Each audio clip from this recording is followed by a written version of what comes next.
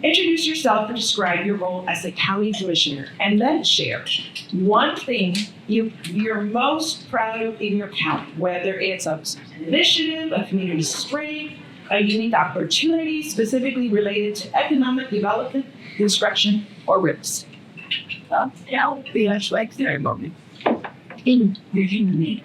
Good morning, everyone. Thank you so much for having me here today. There's just so much to share. I am a county commissioner with the Hidalgo County, where we do have a county judge and 4 of the commissioners. Our county is divided into 4 precincts. I do serve in precinct 4. Our population in Hidalgo County is roughly, the last time we counted, más o menos, was over 900,000 people. And in precinct 4, we have approximately 280,000 constituents that I am responsible to serve and so forth. So I was elected in 2019 for my first term, serving my second term, and I'm going to go out for my 3rd term in March.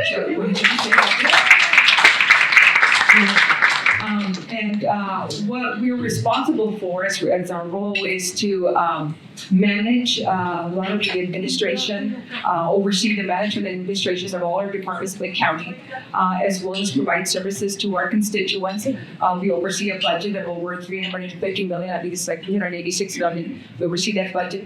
So there's a lot of responsibility that comes with being a county commissioner, especially when you're trying to provide these services to your constituents, whether it's through roads, sanitation, parks, improving quality of life, providing drainage, and so forth.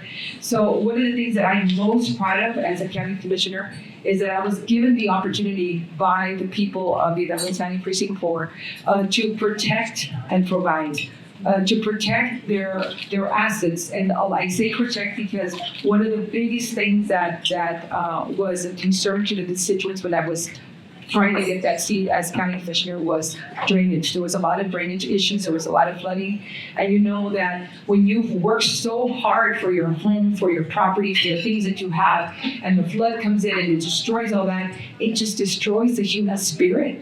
It's like you say, it's just like, oh my God, life seems like it's not even worth living, right? So one of my things was to protect what people have worked so hard for. And so I'm most proud that I was given that opportunity, and not only to protect, but also to provide opportunities to improve the quality of life through protecting our roads, making sure our roads are, there in a manner that is safe for our constituents to get from one place to another, to improve the quality of life with parks, walking trails, things of that nature, and of course to keep our community beautiful with all our sanitation, community cleanups and so forth. So I'm really proud of the opportunity that I was given to protect and provide for the constituents of Precinct. That was really beautiful. What is known about you in the community as a commissioner is that you are one of the most accessible commissioners that we've ever had. That you're always present and you're always giving back. So thank you for your role. Thank you. I'm also going to ask that of you in the Zamorano. The same question. Basically, what is your role in the county, and what is your unique thing that you love the most, that you're the most passionate about, that you've been able to do with the real estate development or diversion development? So I have, this will be my 10th month as a new county commissioner. So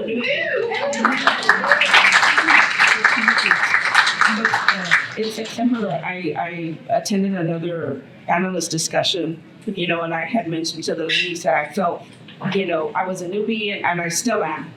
Not to learn, but that I felt my duck, with their feet still wet. So I've already taken 1 foot out, but it's only been 10 months, but learning a lot and continuing my education. And, I just acquired a vector license, which normally the men acquire to, be able to have that license for pesticide applications. So out of 77 men, I was the only female. So I feel great about that. But as a county commissioner, our roles, and just to, add a little to what she says, we do the same. Yes, our counties are at different size. Willacy County is the smallest of the 4 counties. We serve a base of 60,000 residents. And so our job really is to oversee the county activities. That includes the county budget, the tax rates, roads and bridges, and everything that entails roads and bridges, the infrastructure development, flood mitigation. There's so much, that encompasses our roles as county commissioners, and of course, make sure that the citizens' concerns are met. But I would say up to now, I know I'll have more as I go along and continue this. My 4 years as county commissioner, I do plan to run again, but I do. My goal is, to make sure that we expand. We look for more grant funding. Make Willacy County on the map, even though we're the smallest of the 4 counties, but regional collaboration and collaborating with other agencies and organizations, we'll get there. But I would have to say that as a female, there, I'm like a sister, and the thing that I feel that we have that's going well for us is that all of our backgrounds, there's 4 county commissioners, I'm one of them. The rest of the county commissioner, we work well together, and that's so important. We feed off of each other because our backgrounds are so diverse. And so that is so important. You can't do it on your own. And I'd like to give kudos to Ms. Jessica Rodriguez. She's our communication development specialist. And she's our backbone. I like to give credit where credit is due because she keeps us on our toes, makes sure that our grants, our applications are going through where we are. She keeps us, up to par with everything. And so I'd like to recognize Jessica.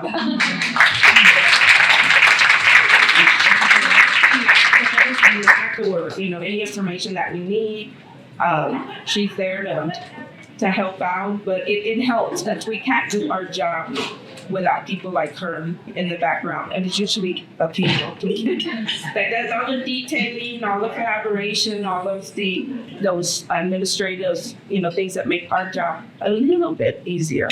Thank you, right? Thank you so much. But hold on to the mic because I have one last question. Great. You have precinct 1 and 5. Are they right next to each other? Are they on opposite ends? Like, are you running back and forth? Precinct 1 is northwest Ravenville, and then about 13 miles west is La Saga. And that's, it's just, it's Farmington 15. If you blink, you mess up. So you got to wrong. We're running back and forth. Yes. So, yes. I have a barn in Ravenville and a barn in La Saga. And thank God it comes to 186. So, yeah, La Saga is between San Manuel and Ravenville. Excellent. Thank you. Thank you. Regarding infrastructure and development, I'd like to ask Mrs. Guerrero. Ms. Guerrero, infrastructure plays a critical role in shaping value and enabling construction. How do these efforts support development across residential, commercial, industrial sectors from all the things that you've learned from being a mayor and for being in the role that you're currently at in Brownsville? So it's been quite the journey coming into the directorship position of engineering and public works. You really focus a lot on our purpose. What is our purpose for, engineering, public works department, be with the city, right? It's all about the people and about community. And I think as leaders, people that you vote for has to have that vision for where you want your community to go to. Do you want it to be a community that grows? Do you want to be a sleepy town community? Do you want to see certain types of industrial development? In Brownsville, you hear a lot about SpaceX, right? And a lot of our current growth has been spurred by the development of this high technology coming into a city of Brownsville. The culture of our organization, of our community has also changed from being Brownsville, mostly agricultural. We had a lot of, industry out of the port of Brownsville that was still very undeveloped, to almost overnight having a boom of technology and almost a very different level of professionalism, right? Leadership had to change. We're no longer small. We're no longer a town on the border by the sea. Now we're also and beyond. So I would ask the question back to you all. How do you want your cities and your communities to develop? Leadership plays a very important role. You can have all the tools all the financial backgrounds, all of the tax settings, all the districts. But if you don't have the right leadership there to take you where you as a community want to go to, you're going to be stuck in a rut. So some of the more incredible things that has also happened in City of Brownsville is we're also just past $150 million improvement project. And so one of those things is the development of a brand new emergency operations and command facility. $70 million, girls. So y'all in construction, you don't need to tap into that pretty soon. We're going to be kicking that off pretty soon. It's a very big project. Also in downtown garage, the City of Brownsville, a lot of funds being inserted into our downtown area for water, wastewater improvements, also for the renovation of our downtown district. In Brownsville, downtown area is very different from what it was even 5 years ago. A lot of emerging fine restaurants. There's great little the cheese happening also at theaters. We also envisioned the revitalization of downtown and how that connects to our quality of life projects as well. Our museums, how does that support our museum? How does that support our zoo? How are we improving our industry? Because along with the development and the growth of our community, the more technical expertise coming into our Brownsville area too.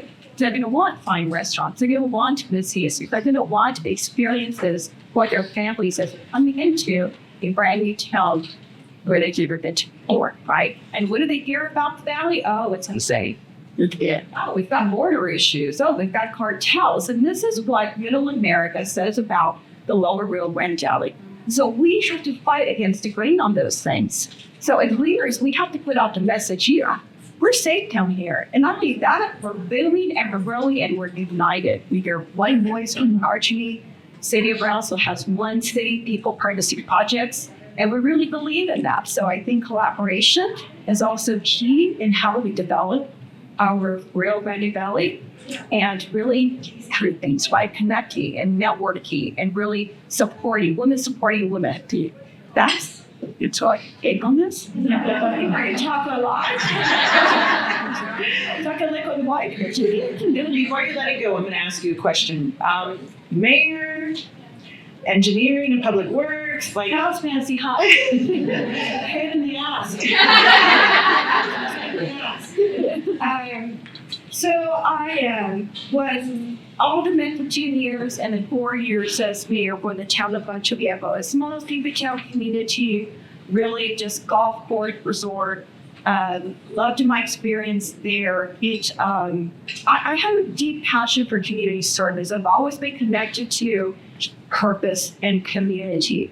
So graduating out of high school, I immediately started getting involved in different boards and organizations. I appointed to the Brownsville Beautification Committee by Commissioner Jackie Lockett. And that's how I actually started. I really started because I needed a better job. I was coming up from being a field biologist. I went out of school as a national wildlife refuge. I think in AmeriCorps were in. In fact, I think it was the first signed AmeriCorps received, for the valley. Being was a field biologist, thinking, oh, this is great. I'm really isolated. I love working with the ocelots, which I'm wonderful. It's great working with the ocelots and bird banding. And I need to tell me any bird. I'm going to tell you the ocelot's a beautiful, amazing creature that's so soft and cuddly, but they bite. Being out in the refuge, it was a wonderful, peaceful existence coming out of my college degree. But I found myself a little isolated. I was a little bit different than most biologists because I really preferred people. So I wanted to get into the environmental compliance side. So what did I do? Started trying to follow learning things, started to get white people, and I worked eventually for Agritech Environmental Consulting. And that's how I kind of spearheaded my career. Eventually got married. A terrible experience, happily divorced. But those were hard experiences for me. And so you really just have to kind of como dice mi mamá, hay que llamarte los calzones. And so you pursue your stuff, you work hard, and you fix your crown like Marie says every day when it's on this, and you put out your lipstick.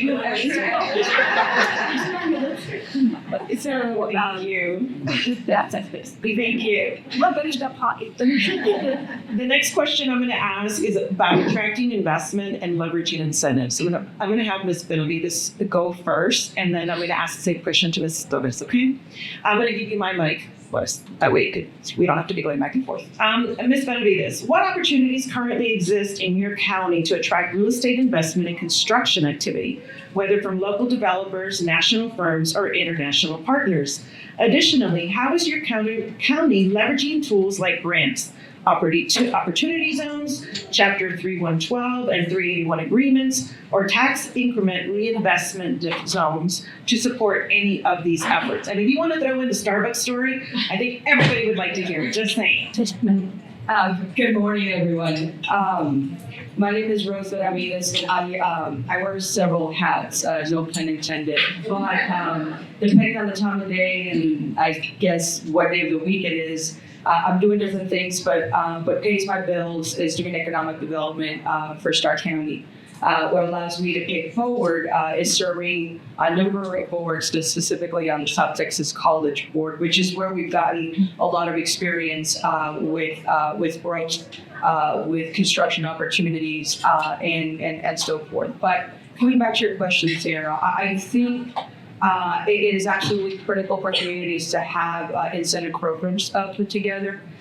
Depending on the size of our communities, will amount to what we can offer. But what we've learned in the process of these years doing this work is that you can be the perfect community, but you have to be able to offer someone something in return where they feel they're returning their investment. And so we do a lot of different incentives. We do the tax abatement, so people don't have to pay taxes. We do the Chapter 381s. We do tax increments. It really just depends on the kind of projects. Starr County has touched every single one of them. But I think what we've learned is that even before we get to that point, you have to have an investor believe in your community. You have to have an investor believe that you have the talent, that you have the market, and that that piece that finishes the puzzle with making their investment worthwhile is being put into a place where they're not only serving, but obviously they're generating dollars. And so we worked really hard to find the perfect fit because every project is different. And so every project works flyers, a touch of love, some a couple of kicks, some a couple of punches. It just depends where you're at in the process. But I would say to you that I think what is starting to be a primary in all of this is being able to have the talent, the workforce, and the right governance. I think she spoke really eloquently about this leadership. If you don't have that in place, you can offer somebody $1 million and they won't come to your community because they don't think they're going to invest in a place that is going to provide the kind of results that they want in every other aspect. And so I'm always thrilled to sit in a room full of women, and not because I get to see some really beautiful ladies, right? But because I remind myself that many of us have these different stories, have stories about how we get started, what we do. And I'll tell you, of all the incentive things, and she jokes about the Starbucks story, but it's true, they didn't think our market had the ability to pay for a cup of coffee because it was $7 or $5, $6. And after a long sweaty day of driving them around town, after like 7 years of trying to get them there, I took them to a Erasmus stand and I bought them all piña colada locas that cost $11 each. And when we got the bill of 6 people, it was almost $70, and they were like, "What just happened?" I said, "Well, this is where people spend their money in." In this small little sleepy town, people are willing to buy $10, $12 stokos. Think they would pay $5 for a cup of coffee. Long story short, I didn't get a yes that day after they were amazed by that, but I didn't get a no. And shortly thereafter, we got the first Starbucks in Starr County, so we're thrilled. I think more than anything, it's the initiative. And I know each of you are in roles of leadership, and I'll say to you that whether you represent your own company, you represent a public entity, you represent a nonprofit, the fact that you're here today and you're willing to put yourself in a place where you can make a difference, I think is why the Rio Grande Valley is doing so well.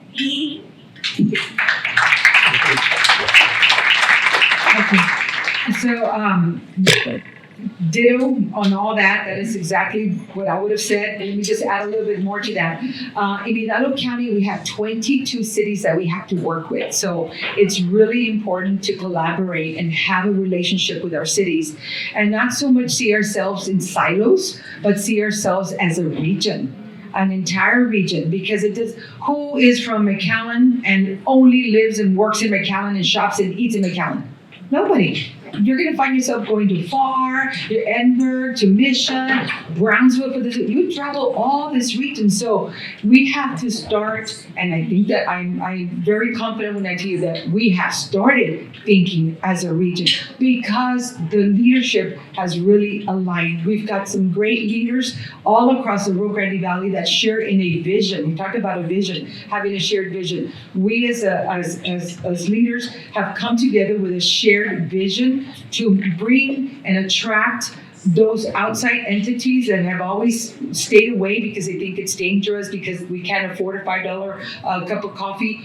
We have come together and we're making progress in attracting those businesses here. And as much as I hate to see some things that is happening with SpaceX, I kind of have to thank Elon Musk because he's really put us on the map and we're getting the attention, and we've been discovered as that diamond in the rough that people didn't know that we were. And so now everybody's coming. But when everybody's coming, that means opportunity for all of us. And what does that mean? That means we need to be ready. We need to be ready. We have to put, you've got company coming over. What do? You take a shower, get dressed, and make sure that you're cleaned up and you clean up your house and all that. Well, that's what we got to do for the Rio Grande Valley. Clean up our house, make sure we're ready, beautify, and invest in our people, in job training, in job skills. We have a partnership with the Texas Workforce Commission, with STC. If companies are wanting to come down and they say, well, we're going to need 300 pipe fitters or welders or whatever. Hey, STC, we have a brand type of partnership with them where we'll come let them know, hey, we've got a company coming down, they need this, and they will put together the program to make sure that we have the workforce that is needed.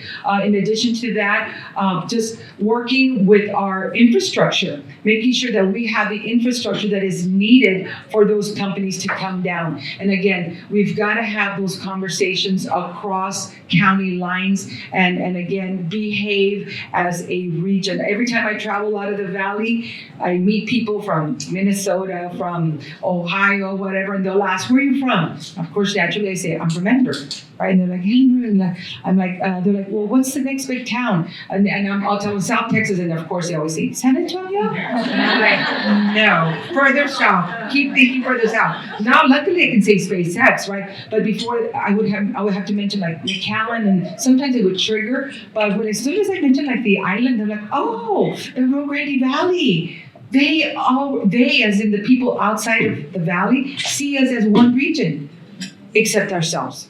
But now I can tell you that we are starting to think that way. There's an initiative called RioPlex that is not only trying to advertise the Rio Grande Valley, but also it's binational, taking into account Matamoros, Reynosa, that whole area. And on top of that, we have the RGV partnership, the LRGVDC. I mean, all these organizations that are out there marketing us as the Rio Grande Valley so that we can attract businesses, especially commercial, that create jobs. The human capital is here. Housing, it's here, it's needed. But what's the use if we have all these humans here, but we don't have jobs for them to take, right? So it's got to be that balance. It's got to be that combination of attracting businesses to come down, big businesses, people that are going to pay big money, manufacturing, industrial, that kind of stuff. So again, we're doing our part in coming together, in working together, not only with the 22 cities in Hidalgo County, but with the cities in Starr County, with the cities in Willacy County, in Cambria County. And one of the greatest things that ever happened is that there was a merger of the Transportation Metropolitan Organization, the MPO, and what their charge is to think of the infrastructure, the highways, the transportation system that we have here in the valley. Well, we used to compete against each other. Cameron County had two MPOs, one out of Harlingen, one out of Brownsville, and then there was the Hidalgo County MPO. Well, we decided to merge because what was happening is that Dallas, Houston, San Antonio, El Paso, those big MPOs were taking all the money. They were taking 80% of the money that the state was allocating for infrastructure improvement and for our roads. And then the 20% that was left, it was, okay, everybody else, there's 254 counties in Hidalgo, in the state of Texas. Okay, all you other counties, fight for that 20% crumbs. So we came together as one RGV MPO. Well, now we're the 6th largest MPO. Now we can compete with the big boys and say, hey, give us some of that money. And we are doing that. So again, those are the things that are happening to improve and bring economic development to the Rio Grande Valley. And like I said, the Rio Grande Valley, including Starr, Willacy, and Cambria County.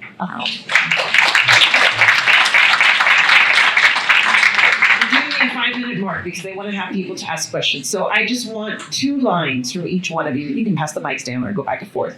Tell us a little bit about what makes you you, right? Is there something inspirational that you would like to leave with the ladies today before we go into Q&A? Okay, so think of that. Already. Right. Good. Well, I feel my purpose has always been, it's too low, sorry. I have a loud voice. My mom says, yeah, I'm sure. She doesn't do the day. She was that was one thing I told my mom. Ya voy a ir para una junta sobre un evento y le dice, no seas rancho, digo, calm your voice down. I don't have a calm voice, but anyways, my purpose has always been serving the community. I've always done that. That's my passion. I'm a registered nurse for 29 years, but I did that slowly, to be able to help raise my 4 children and my 3 grandchildren healthily. And but my true passion is psychology. I love helping people, and I feel I have that going that I can sit next to a stranger and they will tell me their whole life story. At the end of that, they'll say like, "What if I just told you that?" I love it. And I'm not judgmental. A janitor to a CEO, they're all the same to me. We're all human. I don't see color. I don't see race. I see opportunity. I see friendship. I see collaboration. And that's how we'll build. But my biggest take is I love to go against the norm. I love to exceed, but for myself, so that I am able to serve others. That's who I am.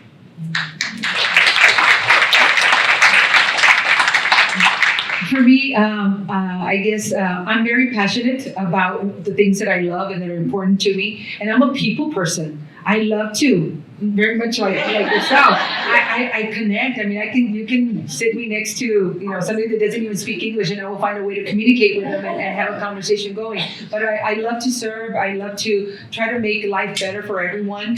I'm a former teacher, so I like to learn and understand and teach to where people can understand.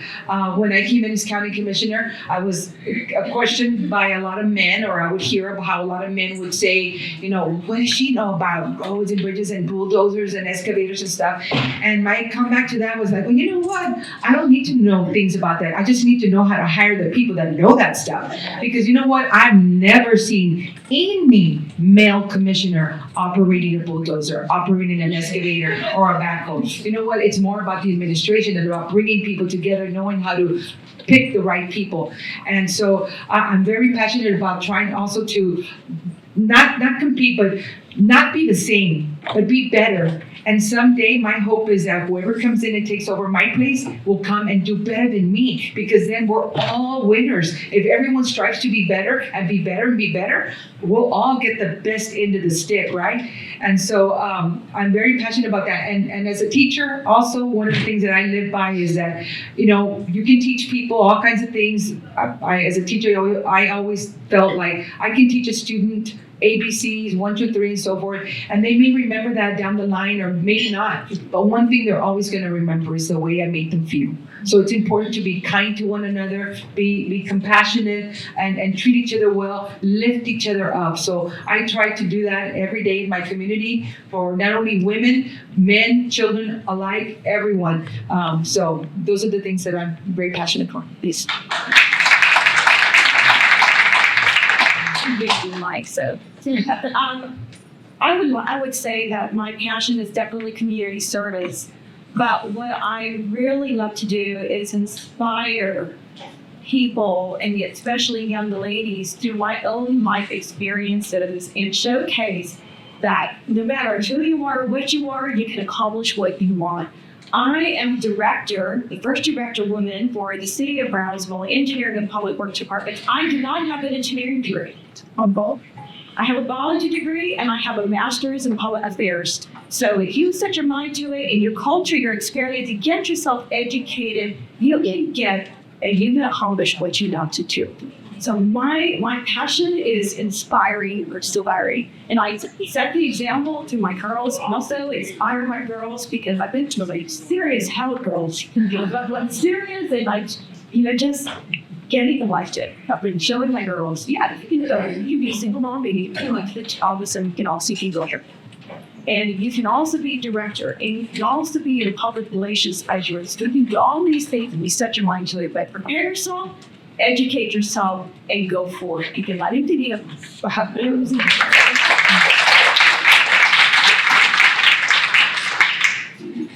So it's always have to be the last one, I sure will. That's the last one. I will try. So I think if I had to leave a message with everyone, I'd say,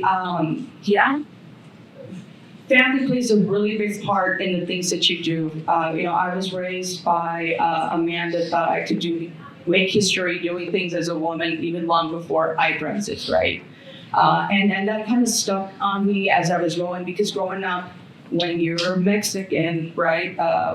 Grandpa's all like, I rode in the front of that truck so you wouldn't have to be doing that anymore. And Grandpa was doing because that's where it gets so back then, but some revolution. And